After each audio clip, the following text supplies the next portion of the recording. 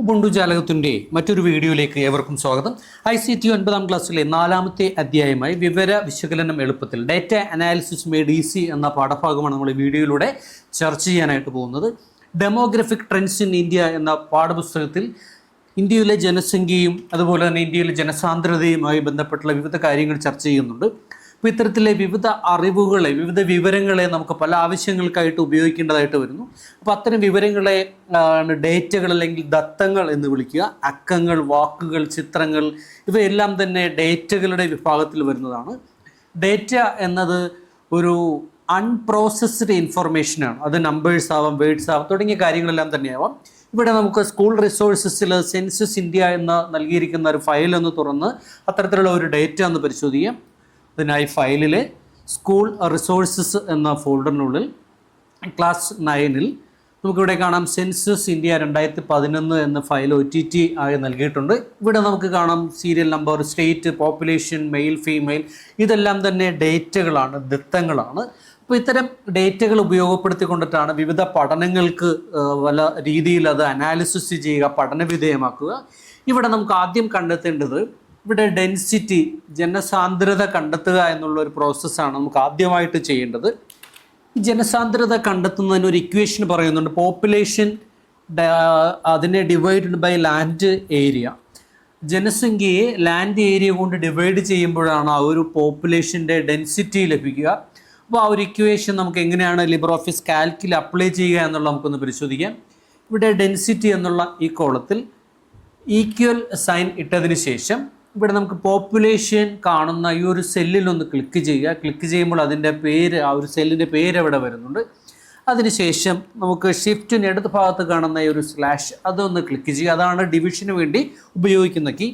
അതിനുശേഷം നമുക്ക് ഇവിടെ ഏരിയ വരുന്ന ആ ഒരു സെല്ലിലൊന്ന് ക്ലിക്ക് ചെയ്യുക.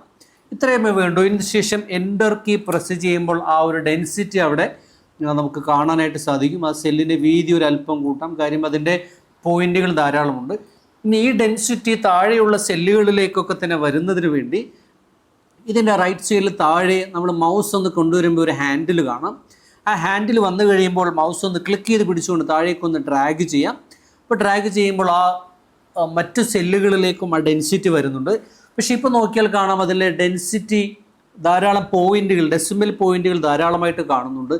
ഈ ഡെസിമൽ പോയിന്റുകൾ കുറക്കുന്നതിന് വേണ്ടി ഇത്രയും സെല്ലുകളൊന്ന് സെലക്ട് ചെയ്തതിന് ശേഷം ഇതിൻ്റെ മുകൾ ഭാഗത്ത് വലതുവശത്ത് ഡിലീറ്റ് ഡെസിമൽ പ്ലേസ് എന്ന് കാണാം. അതൊന്ന് ക്ലിക്ക് ചെയ്താൽ ഓരോ പോയിന്റുകൾ വീതമായിട്ട് അത് കുറഞ്ഞു വരുന്നതായിട്ട് കാണാം. നമുക്ക് വേണ്ടത് 2 ഡെസിമൽ പോയിന്റിലാണ്. 2 ഡെസിമൽ പോയിന്റിൽ അത് അവസാനിപ്പിക്കുന്നു. ഇനി കിട്ടിയ വിവരങ്ങൾ അനുസരിച്ചുകൊണ്ട് നമ്മൾ ആദ്യത്തെ ഒരു അനാലിസിസിലേക്ക് കടക്കുകയാണ്. ഇവിടെ ഒരു ടേബിൾ നൽകിയിട്ടുണ്ട്. ഈ ടേബിളിനനുസരിച്ചുകൊണ്ട് ഓരോ സ്റ്റേറ്റുകൾക്കും നേരെ അവരുടെ കാറ്റഗറി, ഏത് കാറ്റഗറി വരുന്നു എന്നുള്ള ആ ഒരു കാര്യമാണ് ഇനി നമുക്ക് ചേർക്കേണ്ടത്. അതിന് ലുക്കപ്പ് എന്നൊരു ഫംഗ്ഷൻ ഉപയോഗിച്ചുകൊണ്ടിട്ടാണ് നമ്മളിത് ചെയ്യുന്നത്. ഓരോ സ്റ്റേറ്റുകൾക്കും നേരെ നമുക്കിവിടെ കാണാം ഉത്തർപ്രദേശ്, അതിന് നേരെ അത് ഏത് കാറ്റഗറിയിലാണ് വരുന്നത്. അപ്പോൾ ഓരോ സ്റ്റേറ്റുകൾക്കും നേരെ ഇത്തരത്തിലുള്ള ഒരു കാറ്റഗറി അതിലേക്ക് വരേണ്ടതുണ്ട്. അതിനു വേണ്ടി നമ്മൾ ചെയ്യുന്നത് ഒരു ഷീറ്റ് നമുക്ക് വേണം. അതിനായി പ്ലസ്സിലൊന്ന് ക്ലിക്ക് ചെയ്യുന്നു, അടുത്തൊരു ഷീറ്റിലേക്ക് വരികയാണ്. ഈ ഷീറ്റിലേക്കാണ് ആ ടെക്സ്റ്റ് ബുക്കിൽ കൊടുത്തിരിക്കുന്ന ആ ഒരു ടേബിൾ ഇവിടെ ഒന്ന് ടൈപ്പ് ചെയ്ത് കൊടുക്കുന്നത്. ഇപ്പോൾ 0 വരെ വരുന്നത് വെരി ലോ പോപ്പുലേഷൻ ഡെൻസിറ്റിയാണ്. 0 വരെ വരുന്നത്. ഇപ്പോൾ 0 എന്ന് ടൈപ്പ് ചെയ്തതിന് ശേഷം നമുക്ക് ആ ഒരു ടെക്സ്റ്റ് അവിടെ ഒന്ന് കോപ്പി പേസ്റ്റ് ചെയ്യുന്നു. ഇനി അടുത്തത് 100 മുതൽ വരുന്നത് ലോ പോപ്പുലേഷൻ ഡെൻസിറ്റിയാണ്. ഇപ്പോൾ 100ന് നേരെ നമുക്ക് ആ ടേബിളിലത് പൂരിപ്പിക്കും. ഇതേപോലെ മറ്റ് ഡേറ്റുകളും ഇതേപോലെ തന്നെ ഈ ഒരു ടേബിളിലേക്ക്, ഈ ഒരു ഷീറ്റിലേക്കൊന്ന് കോപ്പി ചെയ്യാം. അങ്ങനെ ആ ഒരു ടേബിൾ മുഴുവനായും നമ്മൾ ഈ രണ്ടാമത്തെ ഷീറ്റിലേക്ക് ടൈപ്പ് ചെയ്തു. അതിനുശേഷം ഈ ടേബിൾ മുഴുവനായും ഒന്ന് സെലക്ട് ചെയ്യുന്നു. സെലക്ട് ചെയ്തതിന് ശേഷം ഇവിടെ ഡേറ്റ എന്നതിന് താഴെ ഡിഫൈൻ റേഞ്ച് എന്ന് കാണാം. ഈ ഡിഫൈൻ റേഞ്ചിലേക്ക് നമ്മളൊരു പേര് കൊടുക്കുകയാണ്. ഇവിടെ ക്രൈറ്റീരിയ എന്ന പേരാണ് നൽകുന്നത്.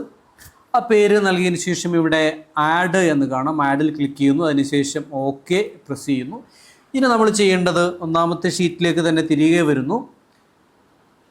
ഇവിടെ കാറ്റഗറി എന്ന ഒരു ഹെഡിങ് നമ്മളൊന്ന് ചേർക്കുകയാണ്. ഈ കാറ്റഗറി ഉത്തർപ്രദേശിന് നേരെ ഏത് കാറ്റഗറിയിലാണ് വരേണ്ടത് എന്നുള്ളതാണ് നമുക്ക് വേണ്ടത്. അതിനുവേണ്ടി ഈ സെല്ലൊന്ന് ക്ലിക്ക് ചെയ്തതിന് ശേഷം ഇവിടെ ഫങ്ഷൻസുമായി ബന്ധപ്പെട്ട ഒരു വിസാർഡ് ഉണ്ട്. ഫങ്ഷൻ വിസാർഡിൽ ഒന്ന് ക്ലിക്ക് ചെയ്യുന്നു.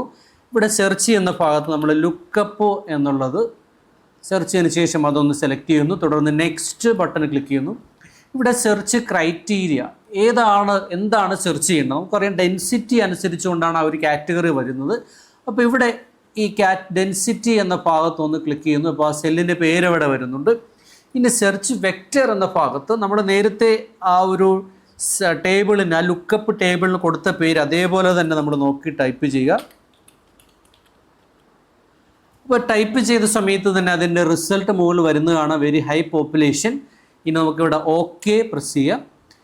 അപ്പോൾ അതിൻ്റെ റിസൾട്ട് അവിടെ വന്നതായിട്ട് കാണുന്നു. ഇത് നേരത്തെ ചെയ്ത പോലെ അന്നേരം താഴേക്ക് ഒന്ന് ഡ്രാഗ് ചെയ്താൽ, ഈ ഹാൻഡിലിൽ ക്ലിക്ക് ചെയ്ത് പിടിച്ചുകൊണ്ട് താഴേക്ക് ഡ്രാഗ് ചെയ്താൽ എല്ലാ സെല്ലുകളിലേക്കും ആ കാറ്റഗറി വരുന്നതായിട്ട് കാണാം. അടുത്തതായി നമുക്കിതിൽ ചെയ്യേണ്ടത് ഈ കാറ്റഗറിയിൽ വെരി ലോ പോപ്പുലേഷൻ ഡെൻസിറ്റി എത്ര എണ്ണമുണ്ട്, അതുപോലെ ലോ പോപ്പുലേഷൻ ഡെൻസിറ്റി എത്ര എണ്ണമുണ്ട് എന്ന് കണ്ടുപിടിക്കുകയാണ്. അപ്പോൾ അതിനുവേണ്ടി നമ്മൾ ചെയ്യുന്നത് കൗണ്ട് ഇഫ് എന്ന ഒരു ഫംഗ്ഷൻ ഉപയോഗപ്പെടുത്തിക്കൊണ്ടിട്ടാണ് ഇത് ചെയ്യുന്നത്. അതിനുവേണ്ടി നമുക്ക് ഈ ആൻസർ വരേണ്ട ഈ ഭാഗത്തുനിന്ന് ക്ലിക്ക് ചെയ്തതിന് ശേഷം നമുക്ക് ഫംഗ്ഷൻ വിസാർഡിലേക്ക് പോകുന്നു. ഫംഗ്ഷൻ വിസാർഡിൽ കൗണ്ട് ഇഫ് എന്ന് ടൈപ്പ് ചെയ്യുന്നു. ഇവിടെ നമുക്ക് കൗണ്ട് ഇഫ് എന്നുള്ള ഒരു ഫംഗ്ഷൻ ലഭിക്കുന്നു. അതിനുശേഷം നെക്സ്റ്റ് എന്ന് ക്ലിക്ക് ചെയ്യുന്നു.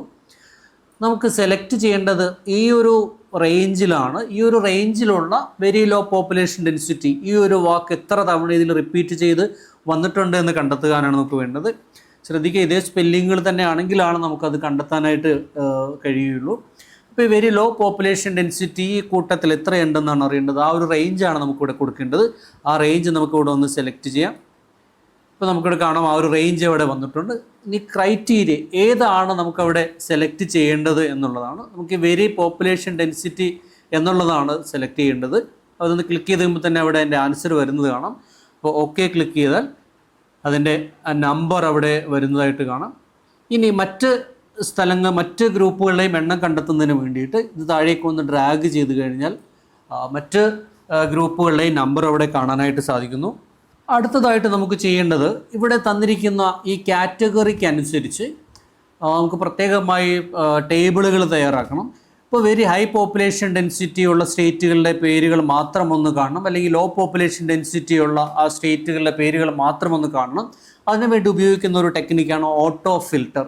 അതിനുവേണ്ടി നമ്മൾ ഈ ഒരു കോളം സെലക്ട് ചെയ്യുകയാണ്. അതിനുശേഷം ഇവിടെ ഡേറ്റയിൽ നിന്നും ഓട്ടോ ഫിൽട്ടർ എന്നുള്ളത് ക്ലിക്ക് ചെയ്യുമ്പോൾ ഇവിടെ നമുക്ക് കാണാം ഒരു പോപ്പ് ഔട്ട്, ഒരു സെലക്ഷൻ വേണ്ടിയിട്ടുള്ള ഒരു മെനു കാണാം. അതിലൊന്ന് ക്ലിക്ക് ചെയ്ത് കഴിഞ്ഞാൽ നമുക്ക് ആവശ്യത്തിനനുസരിച്ച് ഏതാണ് വേണ്ടത്. ഇപ്പോൾ ഹൈ പോപ്പുലേഷൻ ഡെൻസിറ്റി ആണ് വേണ്ടതെങ്കിൽ അതിൻ്റെ ടിക്ക് മാത്രം നിലനിർത്തിക്കൊണ്ട് ഓക്കെ ക്ലിക്ക് ചെയ്താൽ ഹൈ പോപ്പുലേഷൻ ഡെൻസിറ്റി ഉള്ള സ്റ്റേറ്റുകളുടെ പേരുകൾ കാണുന്നു.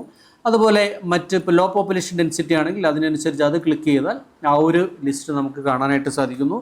ഇനി ഈ ഒരു ഷീറ്റ് പ്രൊട്ടക്റ്റ് ചെയ്ത് സൂക്ഷിക്കണമെങ്കിൽ, പാസ്വേഡ് ഇട്ട് പ്രൊട്ടക്റ്റ് ചെയ്യണമെങ്കിൽ ഇവിടെ ടൂൾസിൽ നിന്നും പ്രൊട്ടക്റ്റ് ഷീറ്റ് എന്ന് കാണാം. ഇവിടെ പാസ്വേഡും കൊടുത്ത് കൺഫേം ചെയ്ത് കഴിഞ്ഞാൽ ഈ ഒരു സെല്ല് നമുക്ക്, ഈ ഒരു ഷീറ്റ് പ്രൊട്ടക്റ്റ് ചെയ്ത് സൂക്ഷിക്കാനായിട്ട് കഴിയും. നമുക്ക് ഇനി ഒന്ന് സേവ് ചെയ്യാം. ഫയല് സേവ് ആസ് ക്ലിക്ക് ചെയ്തതിന് ശേഷം ഹോമിലെ സ്റ്റുഡൻറ്റ് വർക്ക് 9ലേക്കാണ് നമ്മളിത് സേവ് ചെയ്യുന്നത്. ഡേറ്റ അനാലിസിസ് എന്ന പേരിൽ തന്നെ സേവ് ചെയ്യുന്നു. അപ്പോൾ ഇത്തരത്തിലാണ് ഈ ഒരു ഡേറ്റ അനാലിസിസ് പൂർത്തിയാകുന്നത്. ഇതുവരെ വീഡിയോ കണ്ട എല്ലാവർക്കും നന്ദി, നമസ്കാരം.